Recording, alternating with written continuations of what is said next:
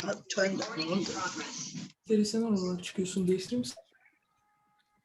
good evening, everyone. Thank you very much for joining us this evening for the very last lecture of this academic year. And we are ending this academic year with a very special guest, Carolyn Goffman, who's joining us today from Chicago, and she's going to give a book talk on her most recent book, which is actually just hot off the press. And this is her very first talk on her new publication. So we are feeling very, very special, and we're thrilled that she actually chose ARIT as the first platform to have her book launch. So Carolyn is no stranger to us. She's been connected to Istanbul. She has lived here and worked here as a foreign language instructor, as a visiting lecturer at Koç University and Boğaziçi University. And she also received her PhD on a very similar topic on the American College for Girls almost 2 decades ago. And tonight, she's gonna present us her research on Mary Mills Patrick, who served as the president of the Constantinople Women's College for 30 years. And she's gonna weave the story of her life and the transformation that she went through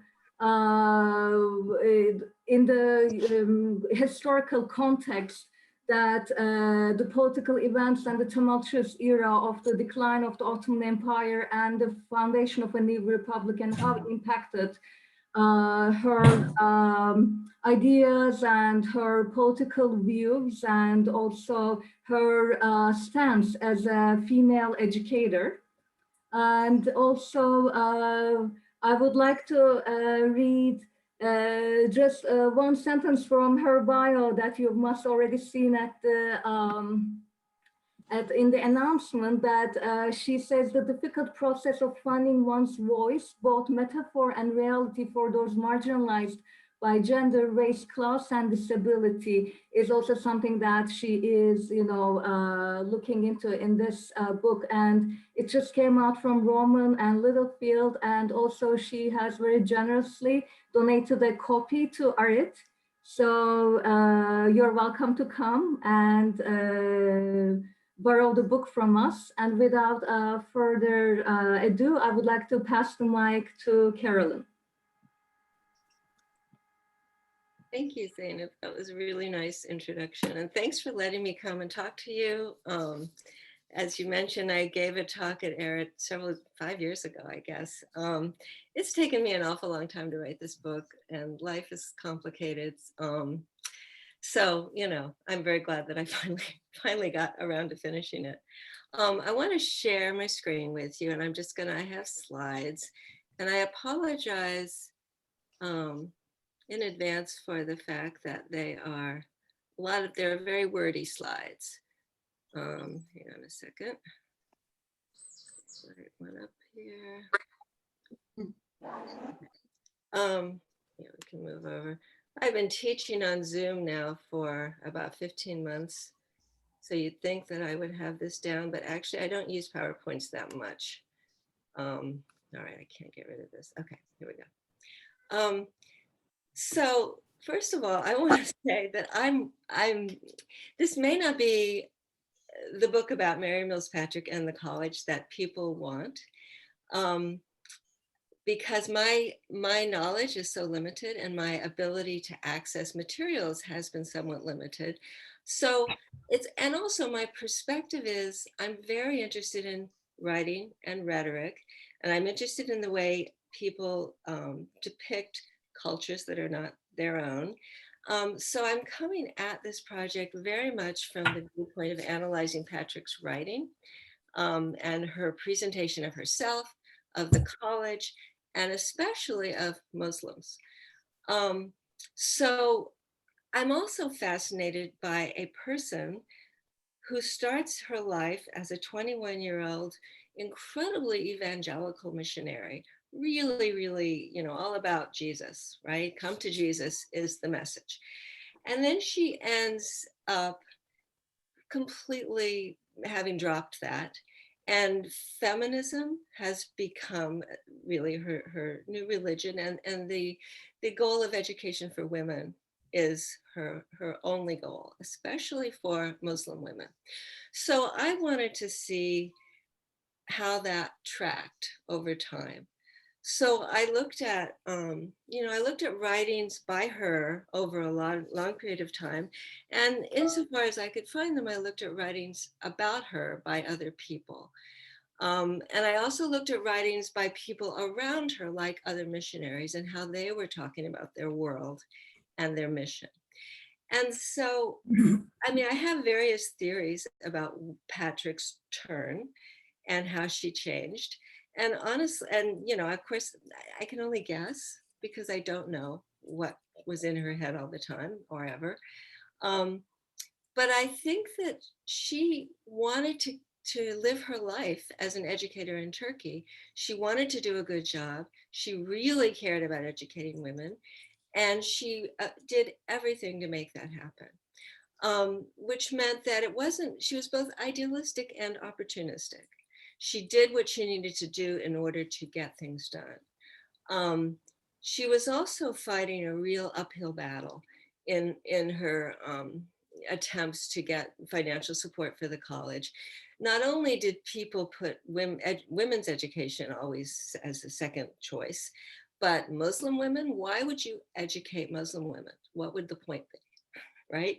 So she's fighting this battle against American popular opinion. So this picture on my cover here, this is a picture of the Constantinople Home School, the original one. And thanks to Brian Johnson for making it look so pretty. I gave it to him in 2 parts, and it's gorgeous. I love the picture of the woman standing there looking out. Nobody else, just windows. Okay, so, whoops, that's not working. Hang on a second. Oh, here we go. All right, so I'm going to just talk about 6 topics that she circles around and continually comes back to throughout her life. The first is missionaries, herself as a missionary, other missionaries, and her continuing conflict with missionaries. She never really left the missionary fold, but eventually, as you'll see, her rhetoric was completely at odds with the way that missionaries talked about the Muslim world. The Young Turks, when 1908 happened, it was like a dream come true. Everyone thought everything was going to be fantastic for women. And honestly, it was an incredible turning point for the college because Muslim women could attend the college freely and legally, and they did. And Patrick was thrilled to death and was able to launch her big campaign to garner funds to support Muslim women's education. So the next one, Mohammedan, there's quotes around Mohammedan because that's the term that she used and most people did at that time. She felt she had to sell the idea of Mohammedan women to America, not the Orientalist idea, not the harem, not the sexy, odalisque type person, but these Mohammedan women that she saw and believed in, the women who were educated and who were going to change society, not because they would become Christian, but because they would become modern. So that really became her life's mission, was promoting this new idea of Mohammedan women, which again, she's fighting against the stream here. The Orientalist ideas never went away, as you well know. So the Holiday Adib problem, she never really acknowledged it as a problem, but we see it as a problem today. Holiday Adib was, of course, the most famous graduate of the American College for Girls. She was a famous person, and she became a huge spokesperson for the college. She was always praising it and talking about the glories of Anglo-Saxon education and how much it helped her. And yet she was a Muslim, she was a mother, she was a soldier, she was a teacher, she was, all these things that affirmed what Patrick taught. The problem comes with her engagement in caring for Armenian orphans. And a lot has been written recently about the Antura orphanage that she was involved in what's now Lebanon. But this isn't new information. And later on, I'll show you an article that appeared in 1922 by a graduate of the college protesting the adulation of Holly Deodeh. Germans. Germans are a problem. Germans are a problem in so many ways. And I'll get to that in a minute, but they infiltrate her life at all different points. She goes to study in Germany, but because of prejudice or rules against women studying in university, she eventually does a PhD in Switzerland with a German Jewish professor who couldn't get a job in Germany. So that's one thing. But when World War I came, obviously the Germans were heavily involved. And her late writing falls into two categories, what she published and what she didn't publish. So what she published finesses the whole German thing and makes fun of the Germans and basically talks about how terrible they were and how stupid they were and silly Germans and they were wrong and they lost, end of story. Her unpublished writing is filled with anger and bitterness at the Germans and what she believes they did. So I'll get to that towards the end, but she blames the Germans for just about everything that went wrong for Turkey and for the Ottoman Empire at the end. Men, they're just a lot of trouble. They don't understand, they get in your way, they're dumb, they can't see things clearly, they have silly rules.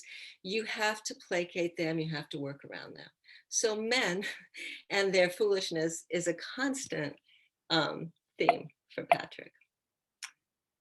All right. Sorry, I'm not, why isn't it? There we go. Okay. All right. So let's start with missionaries. In 1871, when Patrick was 21, she went to be an American-born missionary. She was part of the early wave of single women who were allowed to go and be missionaries. You didn't have to be a wife. You could actually just go and be a missionary. Rules had changed. The missionary organization had lightened up a little bit. She was sent to Erzurum, and her partner slash mentor was a woman 10 years older than her named Cyrene Van Duzy. And I just like saying Cyrene Van Duzy. It's just a fabulous name. Van Duzy was a real missionary. She was absolutely thick-skinned. You couldn't insult her. She just went around telling women what to think and what to do. And when they didn't do it, she just laughed. So this is something she wrote that was published in Missionary Herald. She's reporting a conversation she had with an older woman in the village of Urdu. She says, "Do you know who Jesus is?" I asked. "No, we have one God." "Where is God?" "In his place." "Where is his place?" "I haven't been there to see." I said, "You ought to learn how to read so as to learn about Christ," and was proceeding to talk with her when she abruptly left the room. Nearly an hour after, as I was reading to the other women there, she came in again. As I had just finished the chapter, I turned to Matthew's account of the crucifixion, thinking I would tell her something of Christ. But after hearing a few verses, she left the room. So this woman knows when to leave the room. You have to give her credit for that. But all right, so fine. She gets snubbed. She doesn't care. Not all the Armenians of the old faith are so ignorant, but many know nothing of Christ. This woman is a constant attendant at their services and is without a doubt considered religious. But the Bible is read in the ancient language, and how can she understand? So there's so much going on in this passage. Some of it's funny, sad, I guess, but also look at how she equates ignorance with, not understanding the evangelical Bible. And she also equates understanding Jesus with being able to read. So of course that was part of the mission, was to teach women to read so they could read the Armenian translations of the Protestant Bible. Okay, so that's who Mary Mills Patrick was put with, and she sort of followed Miss Van Duzy around and learned from her, and then was understood that she would take up the same kind of work. So on one such visit, Patrick wrote, One old lady who learned last year with the aid of spectacles is very happy she can read the words of Jesus, but she complains that a great deal of the Bible she does not understand. She was reading, "Ye are the salt of the earth." And I asked her, "Who are the salt of the earth?" "Oh," she replied, "it is you. We do not know anything." Her answer seemed so touching, for she is certainly one whom Jesus loves. I have often thought how astonished many such Christians who feel their ignorance and unworthiness so deeply will be when they receive the bright heavenly crown, which I am sure our Father has in store for them. So, a lot going on here, too.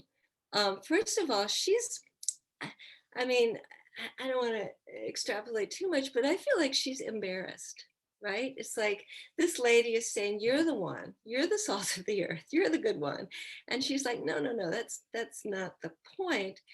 But I also sense a sort of hopelessness here. She's never going to be able to get through to these women, but maybe, hopefully, surely, when they die, they'll see our Father in heaven and they'll get their reward. That's the best she's got. This is so hopeless that really all we can hope for is that once they die, our Father will give them their reward. Okay, so she she didn't last too long in Erzurum. She was there several years, and then she got the offer to go and work at the Constantinople home, which was a dream job for her. This is a picture of her around that time. Um, Constantinople was way better than Erzurum.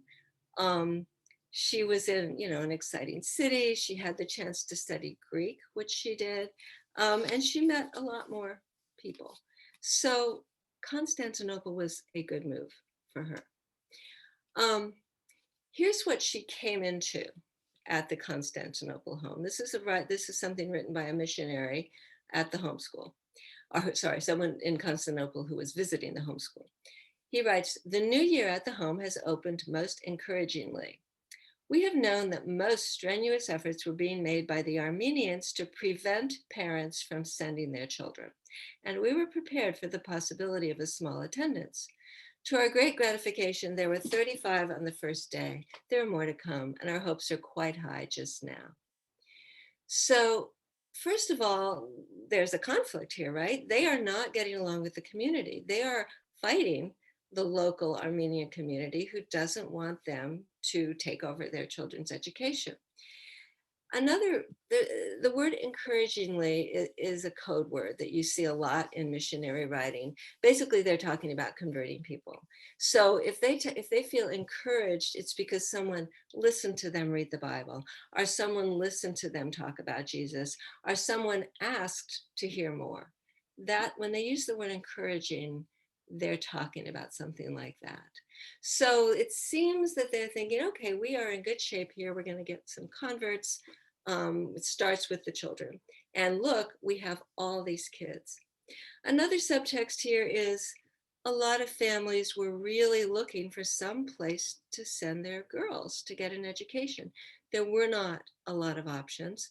This rose up and it seemed like a pretty good option to a lot of people. Okay, while Mary Mills Patrick was still a Constantinople home teacher in the early 1880s, throughout 1880s, one of her students was a Bulgarian student, one of the first Bulgarians to come to the homeschool.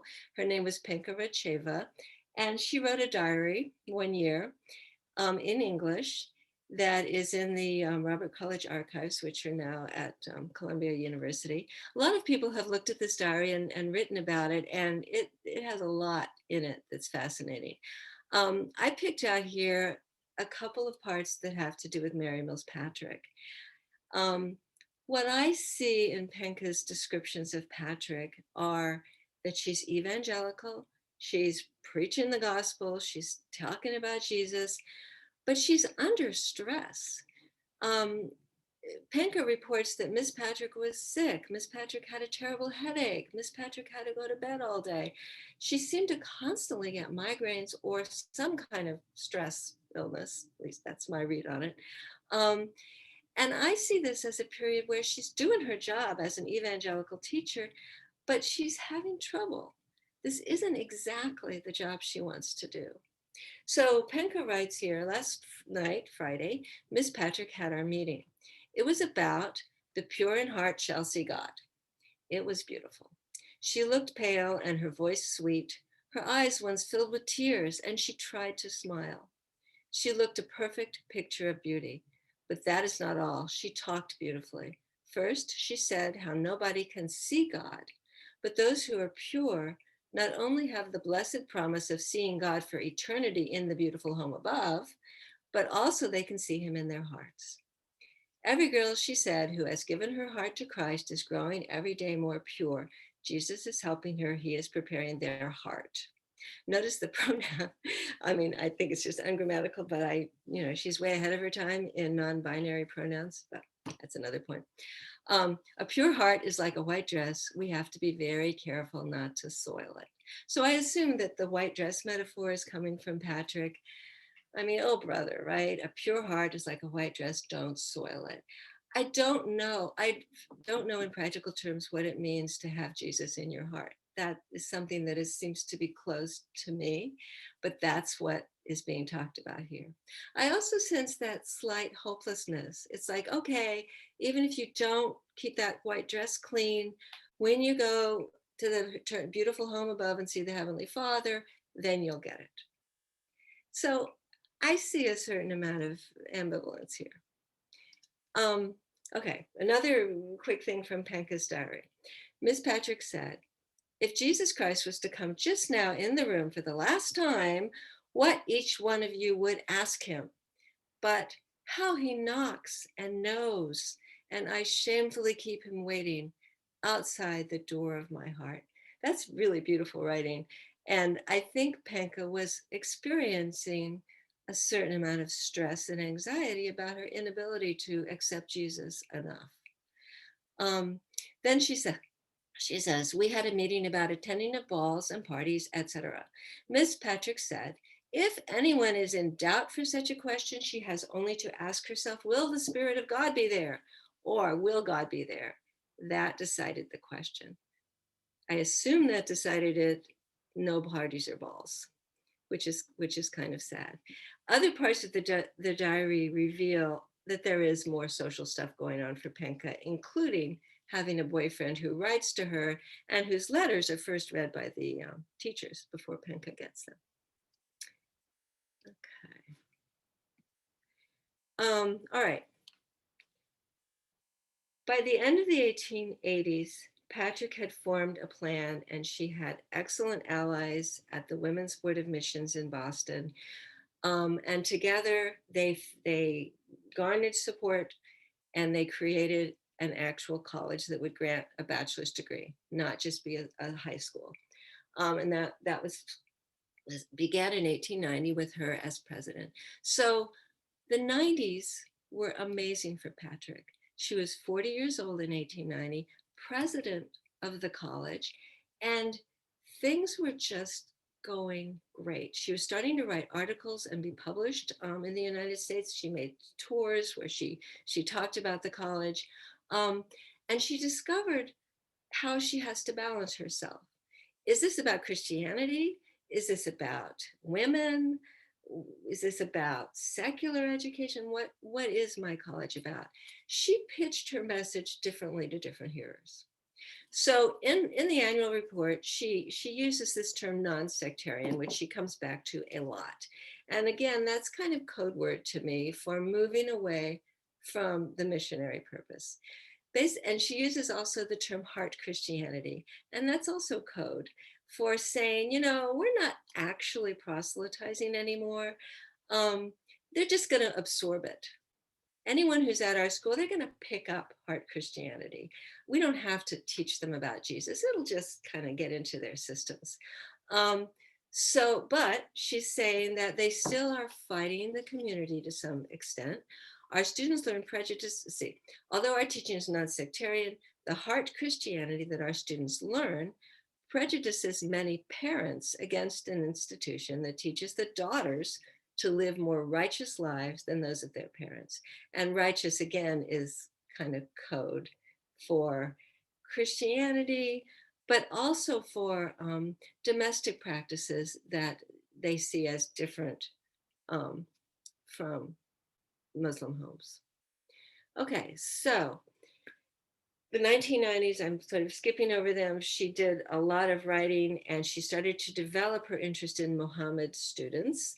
Got a number of them into the college sort of surreptitiously. Legally, they weren't allowed. They were subject to being spied on by the Sultan's spies.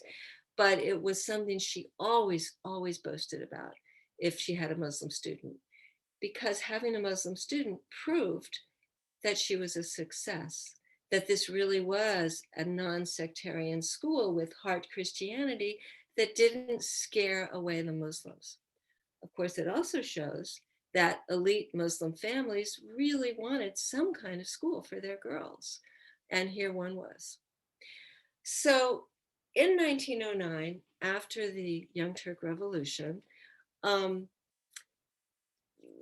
Patrick wrote a number of articles. One of them, a typical one, is called The Emancipation of Mohammedan Women, appearing in, interestingly, the National Geographic. I'll say more about that in a second, but it's an odd article in several ways. Partly for this, what you're seeing on the screen here, she accesses and uses what she assumes to be the sort of Orientalist prejudices of her readers.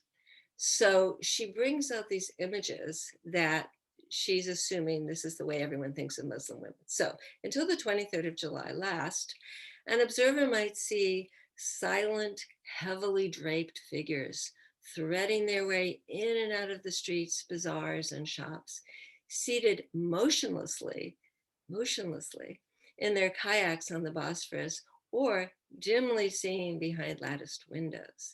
These women fill the place with mysterious life, right? That's what you think, you Orientalist.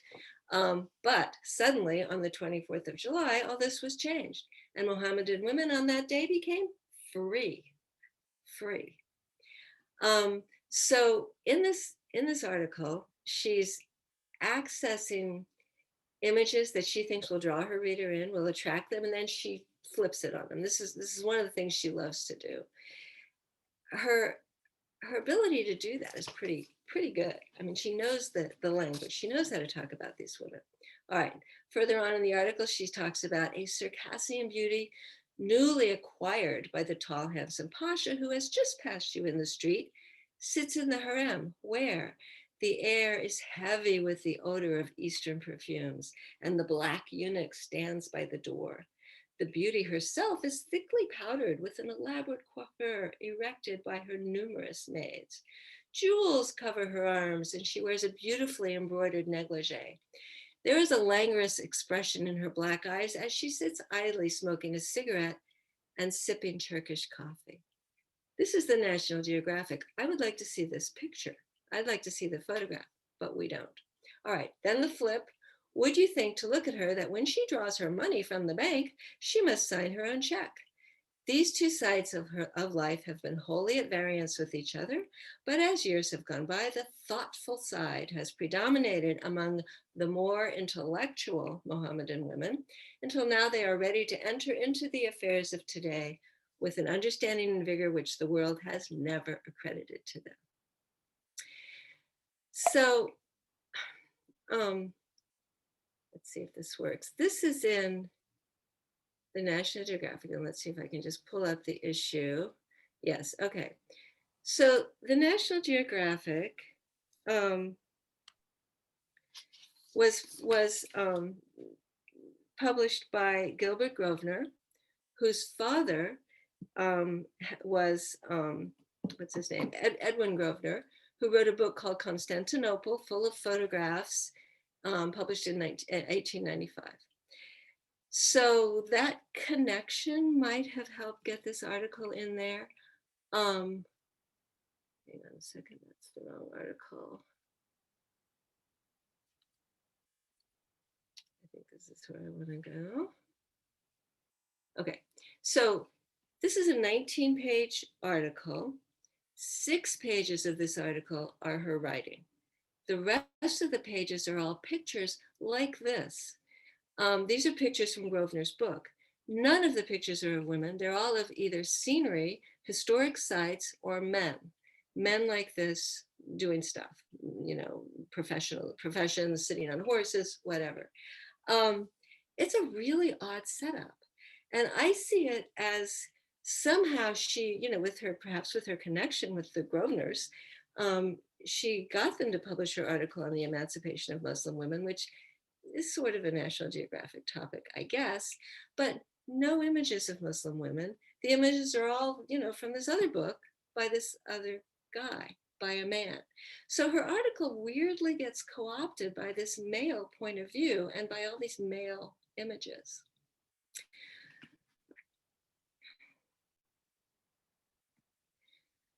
This is a photograph of Turkish students. There are others like this, and of course, as with all the photographs of students that were gathered together according to their ethnic group, they're all sort of costumed. So, they're covered. And according to some things I've read, even the Muslim women didn't necessarily hit their heads covered when they were on campus. Sometimes they did, sometimes they didn't. But, this picture clearly makes a point, right? Here they are. These are our girls. These are our Mohammedan girls, which is a phrase that she used that I loved. So the 1890s, things were going well for her. 1908, the Young Turk Revolution, which took a bad turn later, still changed everything for the college, because after that, Muslim women could go. That never got changed back. So after 1910, Patrick continued to pitch the college worldwide, especially in America, but also to Muslims, to keep trying to garner support for what was basically her new mission, which was to educate Muslim women. And that was a hard sell. So she attended a couple of missionary conferences in 1911, one in Lucknow, India, where she is truly the voice in the wilderness, speaking completely differently off track from everybody else. So, for example, what the missionaries said about Muslim women at this Lucknow conference were things like, in Islam, there is no distinction between moral and ceremonial law. I'm not even sure what that means. The conscience does not act, it is dead, right? So Muslims, no morality. They're immoral people. In the ordinary Mohammedan home, the wife and the mother is in the home all day, but she seems to give little or no thought to making the home brighter or more orderly or cleaner. Usually she is completely satisfied to remain as she is. So not the first time that the missionaries accuse non-Christians of being dirty, bad housewives, and making a connection between that and their lack of morality, because an unclean home is obviously because you're not moral. There couldn't be any other reason. But also that sentence, usually she's completely satisfied to remain as she is, right? These people are static. They never change. They are always the same, right? So that's the missionary point of view. All right, in her talk at this conference, I would love to have been there and see people react or not react, because everything she said was completely off message for this conference. She trots out again all of her information about the history of Islam and Muslim women. Mohammedan women enjoy greater rights of property. That began without a doubt with Muhammad. For when we consider the degraded condition of society in Muhammad's time, we see that his teachings enforced an increased respect for women, purified polygamy, although they did not destroy it, and demanded a degree of equity in marriage that was in advance of the teachings of that day. She's historicizing Islam, which is never done by the missionaries, right? Muslims are Muslims, they're always the same, they never change. She's historicizing them, she's placing the development of Islam in a historical context, and from there, she is going to talk about Turkish women and how modern and advanced and political they're becoming. Um, After this conference, she still had stomach for another one, and it was local. So it was the World Student Christian Federation was held at Robert College in 1911. And again, it was basically about the failure of people to find Jesus and what we should do about it. Um, a Miss Kirova, who actually was affiliated with the American College, said, although many students are acquainted with the Bible stories, they largely fail to apply these teachings to their own lives. Okay, so they're not getting it. Lawson P. Chambers said, it is not religious conviction so much as patriotism that keeps people, quote unquote, true to their faith. Islam is a devitalized religion in Turkey. So what he's saying in his extended talk here is Islam is weak, as are the Christian religions in Turkey. Great opening, right? Let's move. Let's get in there and show people what's true. Patrick in her talk praises National Life, and she lists once again all the rights of Mohammedan women, economic, legal, political, and their need for practical education, real education, not come to Jesus, but actual education. So again, she's the only voice who's saying this. Okay, that was missionaries. Germans. So Germans are always a problem. I'm speaking generally, but they were always a problem for Patrick. She began studying in Germany and Switzerland when she could during the summers. She had learned Greek. She wanted to study philosophy, and she eventually got a PhD in philosophy from the University of Bern, Switzerland, in 1897. Her brother, George Patrick, was a philosophy professor in Iowa. His trajectory was very different from hers. When he was still a college student, he was invited to do graduate work at Johns Hopkins University. While he was at Johns Hopkins, he was invited to take a tenure track job at the University of Iowa, which he did. You didn't have to apply for things, you just waited.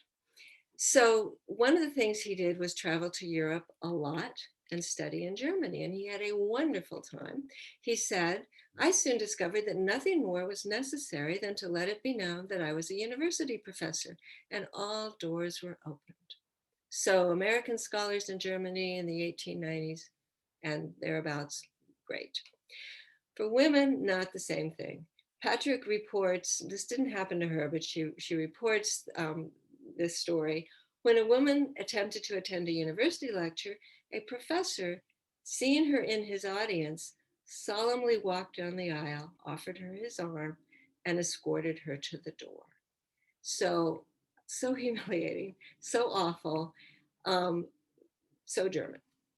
So she went to Switzerland and got her degree there. Of course, once World War I began, the German situation was much more immediate and serious. So here's where there's a huge divide in Patrick's writing. She published 2 books, Under Five Sultans and A Bosphorus Adventure, in which she addresses, the war and the Germans and what happened. This is an anecdote that she put in Under Five Sultans. It's funny. I mean, it's actually pretty funny. So one day Allah called up Muhammad on the telephone and asked him to stop the war. Muhammad replied that he could only stop his own people, and that by doing so, he would expose them to destructions by the Christians. On the other hand, if the Christians stopped fighting, they would be killed by the Mohammedans. Thereupon, Allah called up Moses, who replied that he had no influence in the war, as the Jews had all paid their exemption taxes. Alas, alas, cried Allah, I would go down myself and stop it if the Kaiser would not seize my throne while I was away. So funny, silly Germans, how awful they were, but we can laugh. That's the tone that she wrote about them in her published books. However, she has 2 unpublished manuscripts that are really, really different. They're really angry, they're really bitter, and they lay the blame for what happened to the Armenians squarely at the door of the Germans. In her unpublished manuscript, but not the published, she uses the term race hatred, we would say racism, but she talks about race hatred as the underlying problem in the Ottoman Empire. It stemmed, she explained, from the Milat system, from the separation of different groups within the empire, which for a long time she acknowledges worked pretty well, and then it didn't. She blames the Germans for inciting race hatred against the Armenians. But not just that, they did it purposefully and for a reason. They had a plot. So she writes in this unpublished manuscript, the Germans laid far-reaching plans for the colonization of those parts of the Turkish Empire, including careful plans to systematize their occupation of the agriculture and commercial parts of Asia Minor. The Germans naturally did not wish 2 millions of industrious, successful, astute traders and agriculturalists to continue in the land, and Armenian deportations were in a large measure carried out by the Germans with the object to free the country from the agricultural domination of the Armenians. Not totally sure about the logic here, but this is where she was going with this. During the war, the common people suffered and starved, that is the common Turkish people, robbed of food by well-fed German gentlemen with an insatiable demand for everything Turkey could provide. No one will deny that there was a Turkish side to the massacres, but the igniting spark that touched off the ever-smoldering race hatred was unquestionably furnished by the Germans. So she blames them for taking advantage of the greed and the power hungriness of Talat and Enver and Jamal Pasha's. The Germans used them. The Germans did all this with the purpose of taking over Turkey. That's her argument, which she doesn't publish. That anger, she evidently decided, should be held back. By the time she publishes her books, she has switched her direction to be very positive about the Turkish Republic, very positive about Ataturk. Basically, let's put all that behind us. The Germans were bad, they're gone now, let's move forward. She died in 1940 at age 90. I don't think she had dementia. I think she was, frail, but thinking well, and I'm sure reading the papers. I would love to know what she thought about what was happening to the Jews in Germany. Even by the time she died, of course, there was a lot was known. Okay, so if you can, the Holiday Edip problem, I've got 3 newspaper articles, and if you can, I don't know if you can access the, I'm going to stop sharing for a second. So if you can see the chat box over there on the right, I've got 3 articles about Holiday Edip as Joan of Arc. The first one, Turkey's Fiery Joan of Arc, is has pictures, and it's basically, wow, this woman is everything, and she's this incredible leader. This, let me see, which is the second one. If you want to just, are they opening for you? I hope. Yeah. Okay. The second one is called The Turkish Jeanne d'Arc, and it's a slightly odd article. If you want to look at it later, you'll see that it takes a very strange turn. The one I want you to look at is called The Turkish Jeanne d'Arc, an Armenian picture of remarkable Halide Edip Hanım. So if you can open that yourself, that would be good. But if not, I'll just briefly tell you, this is an article written by an Armenian student of the college who is calling out Halide Edip for her work at the orphanages in Lebanon, with the Armenian orphans. So at the end of this piece, the writer Aghavni Yagenian says, this is the record of the Turkish Jeanne d'Arc in Damascus. Halide Hanım is at present surrounded by great and powerful influence because of the natural interest and fascination a woman, and moreover a Turkish woman of her achievements, can rally around here. A few of the highest American officials in Constantinople have succumbed to her fascinations. Some of Holiday Hanum's friends have been urging her to take a trip to America to repudiate the Armenian massacres. Her friends would be wiser to advise her, however, not to attempt such a precarious journey, for under our American laws, she cannot be admitted to this country for her record. So I'm not sure that was actually true, but that's a bitter, angry letter written in 1922. So this isn't like suddenly we've recently discovered information. This conversation was out there, but it was suppressed. And Mary Mills Patrick herself, I don't know if she saw this letter. I can't believe she didn't. I don't know if she had anything to say about it. Holiday Adip was such an incredibly important public relations tool for her that she might have chosen not to do it, not to okay. All right. Are you seeing my screen again? Somebody could just say yes or no. Yes, I'll assume yes. Okay. Yes, we can. Okay, thank you. All right, so finally, last thing is men. Men were always a problem. And in her books, and I don't mean romantic attachments to men, I mean men as obstructions to getting the job done. So she talks about foolish men, for example, who come to visit the school and judge it, and they miss everything. They don't see what's really happening. They just look for certain things and they don't get it. Patrick's brother, George, the one I mentioned before, who was, so happy to go and be a professor in Germany whenever he wanted to, he wrote an autobiography that he talks about his sister, whom he loved and admired. But I want to put in what he said about his wife, Maud Lyle Patrick, who was very well educated. She spoke several languages. She went with him everywhere, which meant when they went and lived in Germany or wherever, she set up households. She did everything necessary to make his life run smoothly so he could do his work. So he wrote of Maud that she was a person in her own right, a woman nobly planned to be a helpmate for a philosopher. Wow, right? A person in her own right. Would you ever say that about a man? And yay, she gets to be a helpmate for a philosopher. This is the fate that Mary Mills Patrick escaped. She didn't have to be a person in her own right. She was actually a person, and she didn't have to be someone's helpmate. But maybe she could only do that by living in Constantinople.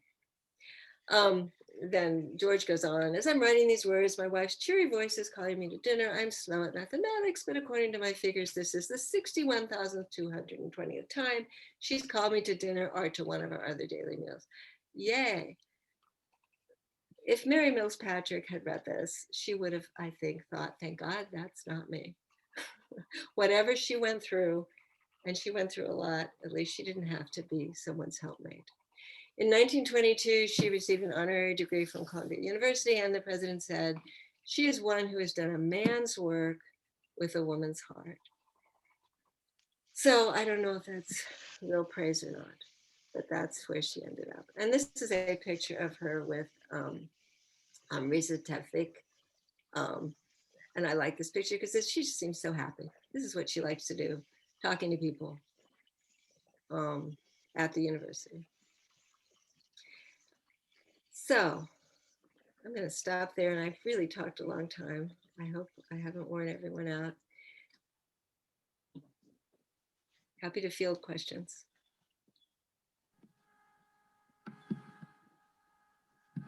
Thank you very much, Carolyn, for this fascinating talk. And I've just recognized that I think you shared the files maybe before everyone logged in. So I'm just sending the 3 files of on Okay. Holiday Adip to the chat so that everyone can, upload them and take a look or right now or whenever they have time.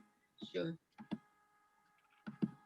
And in the meantime, while we're waiting for people to think of their questions, I actually had already received one before the talk from Michaela Green-Tash, who is asking about Miss Patrick, where did she retire to?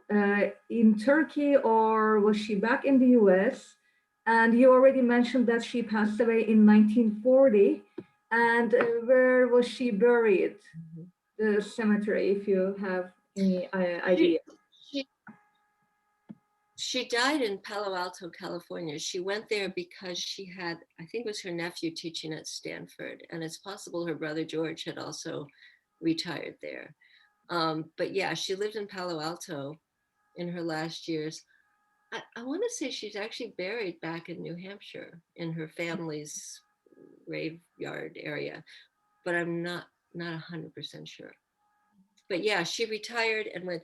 I think, once she saw the college into the new era of the Turkish Republic, I think she that was, it's just done. I mean, she was, I mean, in 1940 she was 90, so I think she was ready to go back. So I don't think she went to Palo Alto immediately. I think she stayed in New York for a long time, continuing to write and give talks. But yeah, ending up in Palo Alto, which is a nice place to retire, I would imagine. Okay, there is also another message that is coming, but in the meantime, I was wondering, since you talked a lot about her publications, did she ever publish in a publication in the Ottoman Empire? And do you see any kind of, if so, do you see any type of differences, between her voice or tone, or the way that she expresses her ideas when she's, talking, I don't know, in a missionary platform? I mean, she's someone that is quite, how do you say, outspoken and putting her stance, though a lot of people are, she does not shy away from expressing her opinions. But I was wondering, like, when she's writing National Geographic or writing for a missionary platform, or if she's talking, writing an article in the empire, where she's actually working and she's trying to reach the Muslim women, do you see kind of a difference? Or if she has ever published in the Ottoman Empire, what was she talking about? What type of, topics her publications were on? Right. That's a really great question. I do not know. I don't know that her Turkish was good enough for her to write in it. I think her Armenian probably was. If she wrote for local publications, I don't know. And that would be something I would love for historians who know the languages to try to uncover. I'm assuming she corresponded with people and wrote letters. Um, my impression from reading all, the documents I've read is that she mainly communicated with Americans because they were the ones giving her money. I mean, they got tuition from the students, but the real support came from America. And I also had the impression, and again, I would love for real historians to research this. She didn't have to sell herself or sell the college to the students in the Ottoman Empire. They wanted her. They wanted the college. They wanted to go there. It was Americans that she had to sell it to. They weren't sure, but she did. Yes. But yeah, so if anyone, right, I mean, this is something I would love to see someone bring in different languages. And I would imagine, even if she didn't write in the local publications, people wrote about her, and that must be out there. I would love for someone to find that. Filiz Hocam, I think you wanted to say something. Yes, yes. First of all, I want to thank you. Thank you very much for putting Miss Patrick in this kind of perspective, because at home when I was growing, there was always the concept of Miss Patrick, because both my mother and my aunt attended Robert College, and my aunt is in Miss Patrick's book. She's the one who had a PhD from Cornell in 1929. That's Wow. right after Halide Edip. She mentions Zahire Muhtar. And so they both, and I sent Zeynep yesterday my aunt's diploma.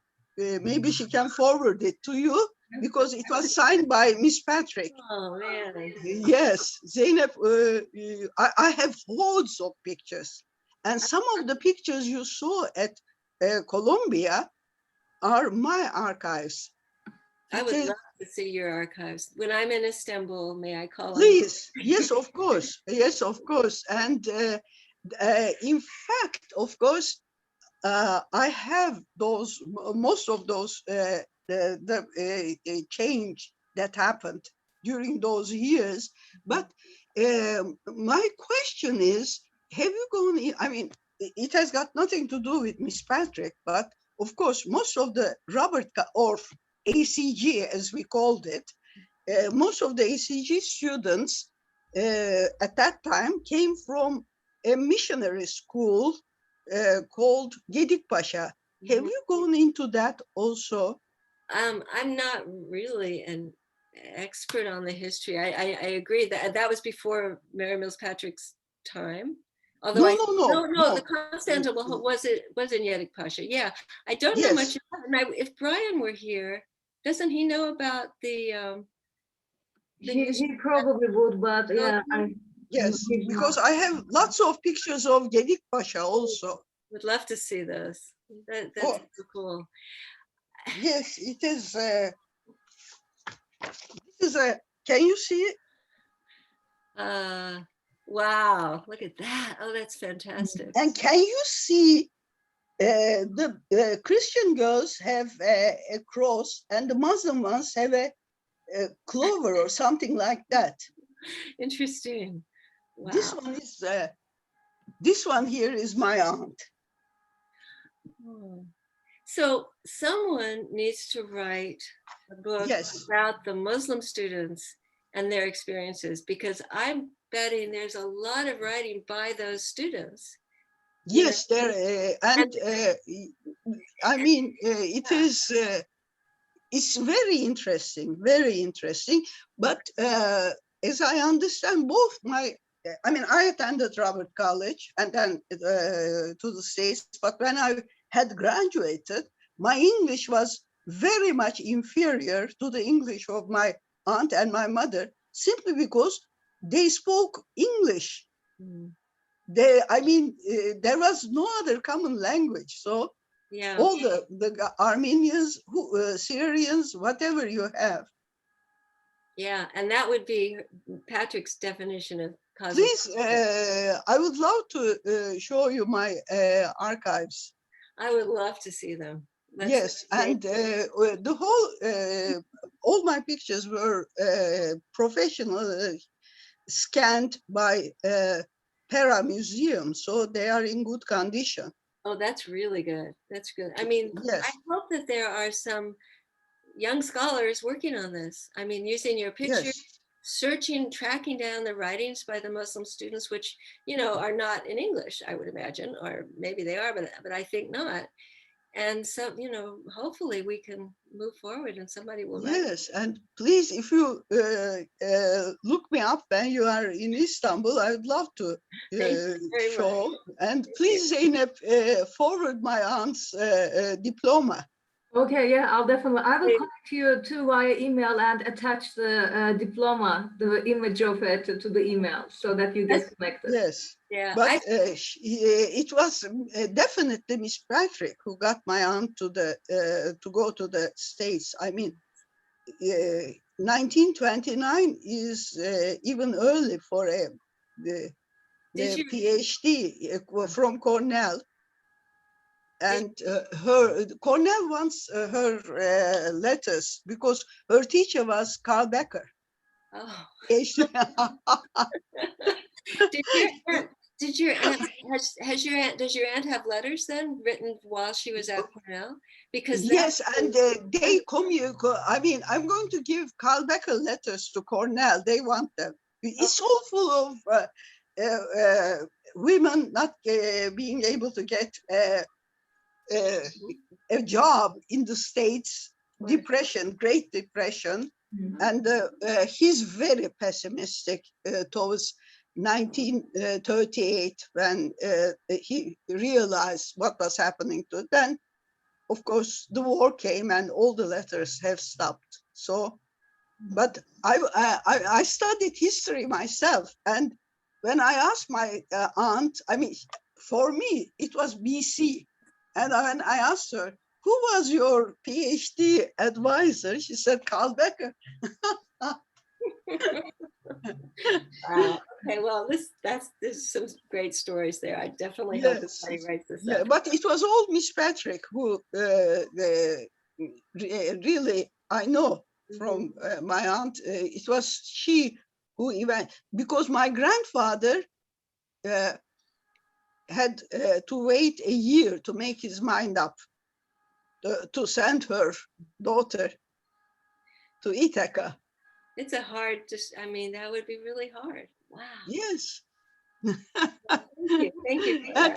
Thank you for this marvelous lecture. And well, please come and Thank you. I will.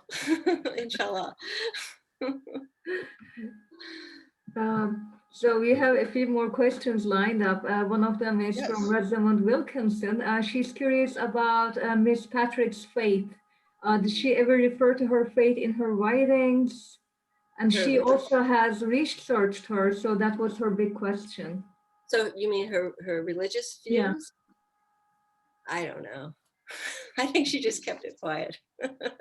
I think basically being a Christian was just something normal that you were. If you were an American, you were a Christian, unless there was something odd about you. I mean, I have a section in my book talking about American colleges and how they're all Christian and how they might call themselves secular, but obviously you still have to go to chapel, of course. And if you object to going to chapel, well, that's silly. Why would you object?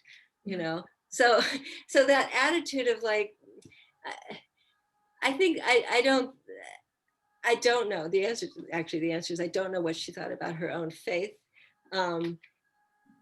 It might have been that she lost a lot of her faith, but she doesn't talk about that in anything I've ever read. There may be places where she talks about it, and she may have talked about it in letters that I haven't seen. But it's a really good question. Yeah, I don't know if you remember me, Carolyn, that yeah. correspondence, but this was my sort of burning question, really. What did she say about her own faith? I mean, I had the impression it was important to her that there was a chapel, for instance, in the Arnavutköy College. There was a chapel there, even though my understanding or recollection is students weren't forced to go there. And that made me think, well, was that chapel there because Mary Mills Patrick herself found having a place of worship important, you know, that even though I think her faith probably changed from being an evangelical when she first came to Erzurum, changed over the decades that she was in Turkey, but perhaps there was still, you know, some sense of Christian faith. And she was also still on the American board, as far as I understood. Well, the college after 1908 was not part of the American board, it was independent. Yes, but I think she still was American board and helped with. Yeah, right, of course they were. So, I mean, your question is a really good one, and I don't know. I mean, I wonder the same thing, and I feel that she kind of puts a veil over her own religion. But as far as the chapel goes, every American college had a chapel. Right. That was part of your campus. It was normal. So I don't know that how she felt about it, but I think it was considered a normal thing to have. If you're building a college, obviously you have a chapel. Right. Okay. Thanks for that. Yeah, I'm sorry I can't really answer because I wonder too. There's so much I wonder about her thoughts, Yes. and I never know. Yeah, there's nothing then in those unpublished manuscripts about her. Christianity. No, Right. she writes about politics and you know, and race hatred is she really writes a lot about that. But no, she doesn't explore her religion. And of course her PhD was on, you know, Greek skeptics. So yeah. What century is that? I'm bad, 5th century BC, something really early. Right. So clearly she's drawn away intellectually from Christianity. Okay, thank you very much.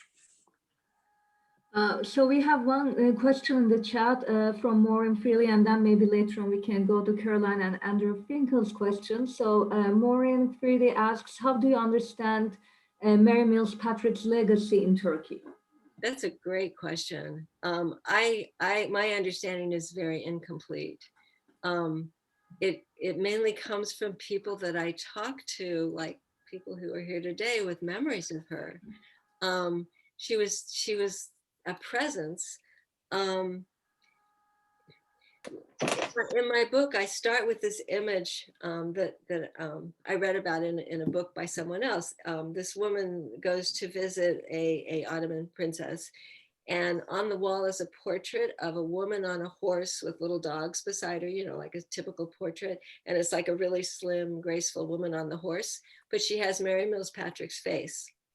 And so this woman knew Mary Mills Patrick, and she was like, wait, is that a picture of Mary Mills Patrick? And it was. And this young lady said, my husband had this painted for me because if I looked at Mary Mills Patrick's face, that will inspire me to be, I don't know what, smarter. So it's a funny story, and I wish I could see that portrait, which I think was destroyed in a fire. But I guess I would say that's my understanding of the legacy. Like, she was this figure, and I mean that literally, like a figure of a strong woman, maybe not with a great sense of humor, but inspiring these, you know, other younger women. But as of today, this is something else I would love for someone else to find out, someone who knows Turkish. Does she ever come up? Is she ever mentioned? Are there ever articles about her in Turkish, you know, interviews, or when you do articles about Robert College? I mean, what is the legacy? Yeah, Maureen, I'm sorry. I'm just throwing the question out. I would also love to know what that legacy is. Yeah, and how much it has to do with who she was. Hi. Hi, baby. Okay, and maybe now we can give the mic to Carolyn and Andrew Finkel. Well, we won't speak in unison, but Oh, please. but for once, Caroline says she'll be quiet. And in fact, I'm listening to this. I'm apropos of absolutely nothing. I am the product of Cornell. My parents met in Cornell during the war, so this is quite a nostalgic occasion. But thank you, Carolyn, for the talk, and a pleasure to see you, and a greater pleasure to listen to you. Tell us something about the school. I mean, we're just sort of banal question about the mission school. It started in Üsküdar and Scutari, and then it moved to Robert College, or who were in the Hamidian period, who were the students, who attended the school? I mean, and what became of them? It was mainly Armenian students. It was built for Armenian students, and it was in an Armenian neighborhood in. Now I'm drawing the blank, but before they moved to Üsküdar, they were in an Armenian area. I am honestly not 100% sure why they made the move to Üsküdar. There must have been, I think it had to do with property and the fact that they could build a nice campus, which they did. That group of students was also mainly Armenian, but they started to bring in Bulgarians. Greek students started to come. My understanding is that the Greeks had more opportunities for education for their girls, so they weren't in need of the school as much. The acquisition of the property is a whole saga, and in Arnavutköy is a huge story. It took years and years. It was held up for many years until after the Young Turk Revolution, when suddenly everything kind of opened up and changed. And the Sultan, my understanding was the Sultan was not allowing the sale of the property to go through. He was kind of holding on to it, either to exercise control or to give it to one of his relatives. After the Young Turk Revolution, sort of the barriers were taken away and they could actually start building. They moved onto that campus right before the start of World War I. So in 1914, they moved across from Üsküdar over to Arnavutköy. And that's where they were. Did you know how the students were selected? Were they wealthy, middle class, poor? Were they? Yeah, that's a good question too. I mean, they're self-selected, so they would have to be from homes that were middle class or elite enough to care that their daughters would get educated. They gave a lot of scholarships, but again, it was self-selection. I mean, they weren't going into the community and pulling out students. The students came to them. So, you know, in terms of the Muslim students, I think it was fairly elite families, certainly middle class families that would send their daughters there. And I think that is across the board pretty true. Yeah, I mean, that's pretty much all I've got. So what, and then they just learned reading, writing, and arithmetic, or what? No, they took a college curriculum exactly like what you would have gotten at a liberal arts college in the United States. So if you go through the catalog, you see that, you know, they have the freshman English, the writing, the rhetoric and composition, the literature, the science, lots of science. They did a really good job with science. You know, just, yeah, whatever you'd find on the catalog at, you know, Mount Holyoke or Cornell, you would find in their catalog too. So what age did they, sorry. So they had like two parts. They had a prep school for students whose English wasn't up to the college level yet. So they were younger and they would come and then they'd start the college level. And then they'd have the actual college level, which would be normal college age, you know, 18 So to 20. it wasn't a middle school or a lower school. No. The prep school, I mean, they did at different times, they had younger students, but once they moved over to Arnavutköy, it was really much more like college age, plus the prep school, who would be younger, like high school, I guess. But maybe I can answer, and please. yes, this is what happened. If they attended prep school, it's all right, but most of them came from schools like Gedikpaşa, and I remember both my aunt and my mother went to a class that was called sub-freshman, and then they had to choose a subject to graduate with. So it was almost like a normal American college. For instance, my mother's major was chemistry. Mm-hmm.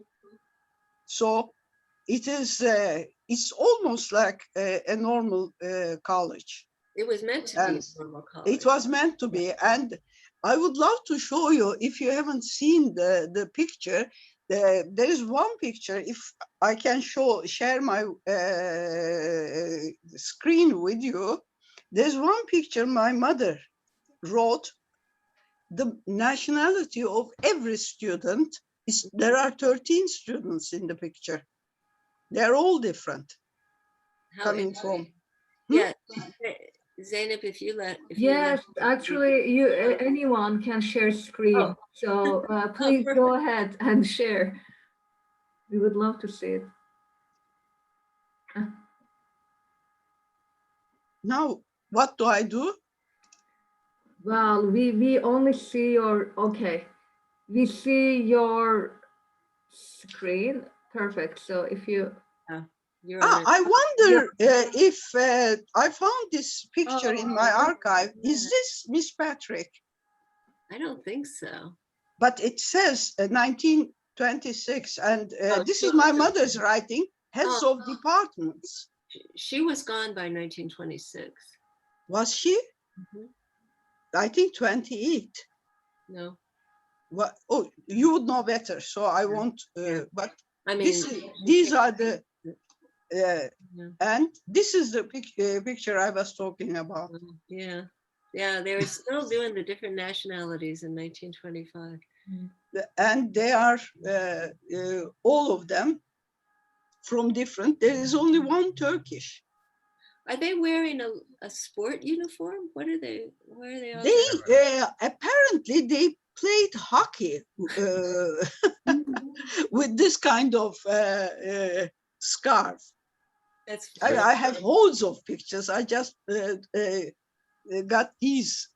This is my aunt's diploma. Lovely.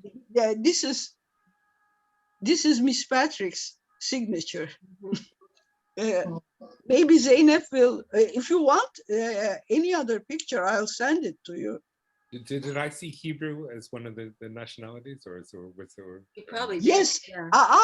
that's my mother's fault. I mean, this is her writing. It was an album she kept, and I laughed when I found this because Hebrew is not a nationality.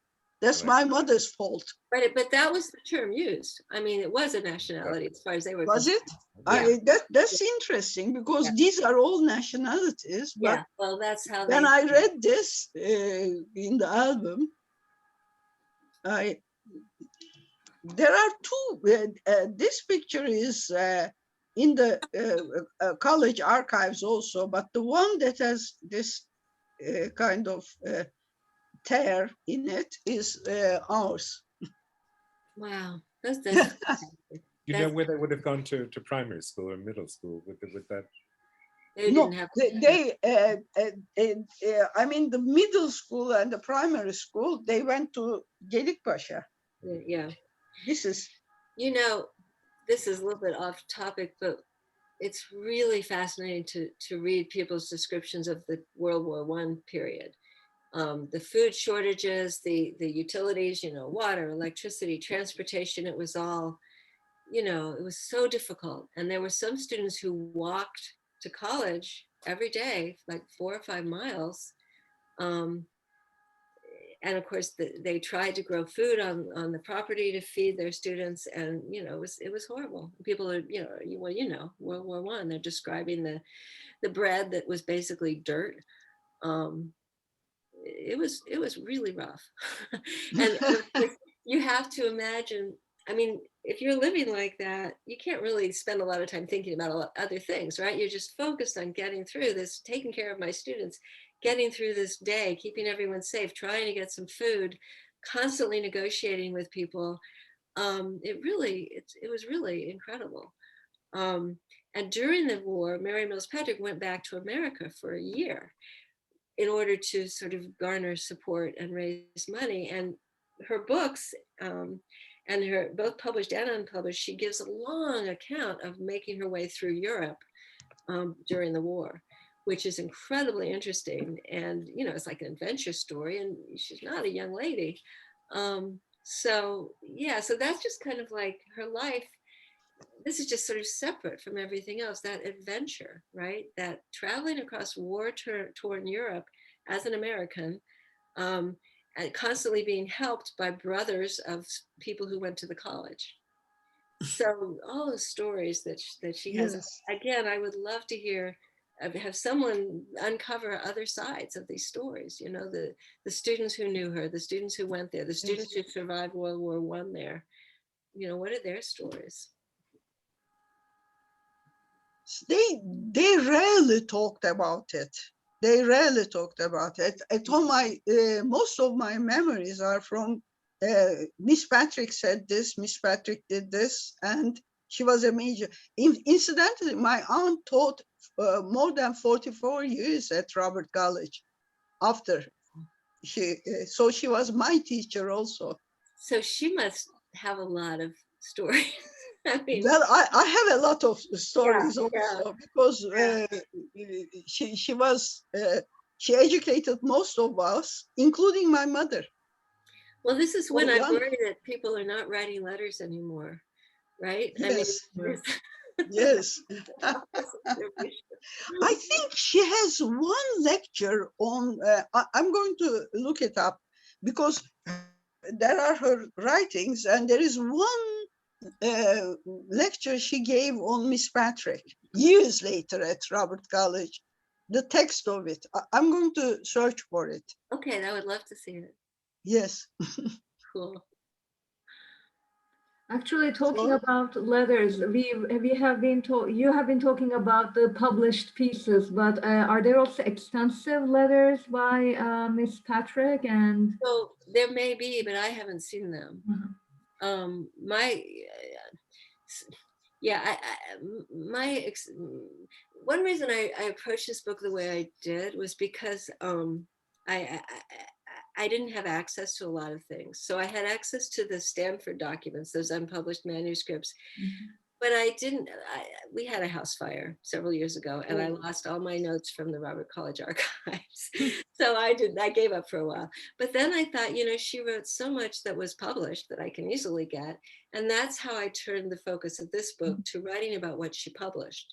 What was she trying to tell the world? And looking at it from that point of view, which works for me as somebody who's interested in rhetoric, basically. So I think somewhere there must be letters. I really do, but I don't know where they're. I mean, they may be available and I just don't know about them.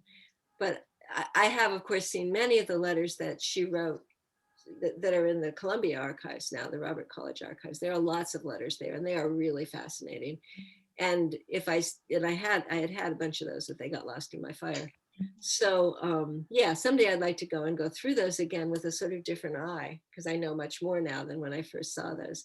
But I think other people, I hope other young historians are doing that.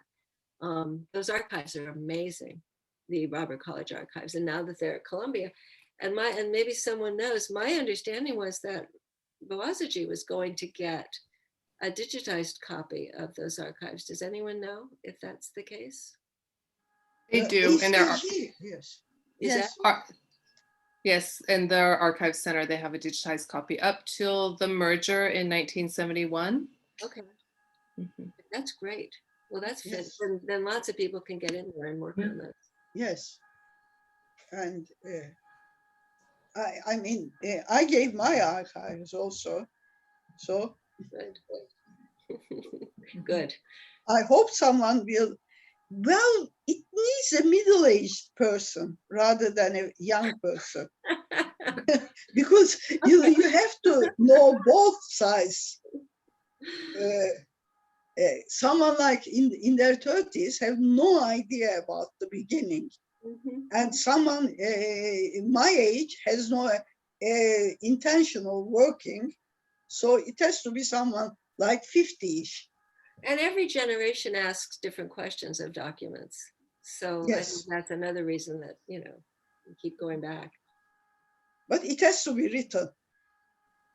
Has to be what? It has to be written, I said. Yeah. The story of these colleges and these, especially, I'm interested in Gedik Pasha. There is very little information about that school. It needs to be written from the Turkish point of view. I mean, that's what I'm hoping will happen. But as you said, the Muslim children who attended those schools, they never changed their religion. No. No. Never. Never.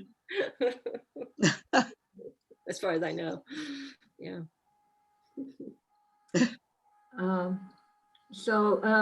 Is there any other questions from the audience?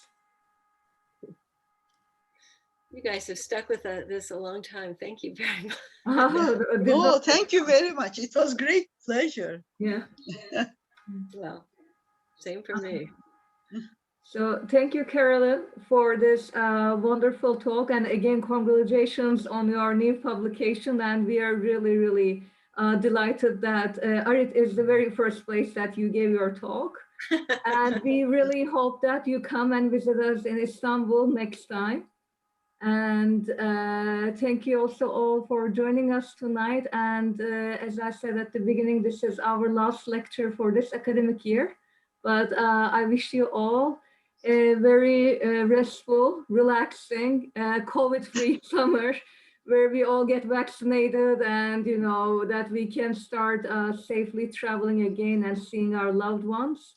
Yeah. And I hope I see you in person in September. If not, there will always be Zooms, but let's hope that in-person meetings are possible in the fall. So take good care and have a wonderful summer. Thank you, everybody. Same to you. Same.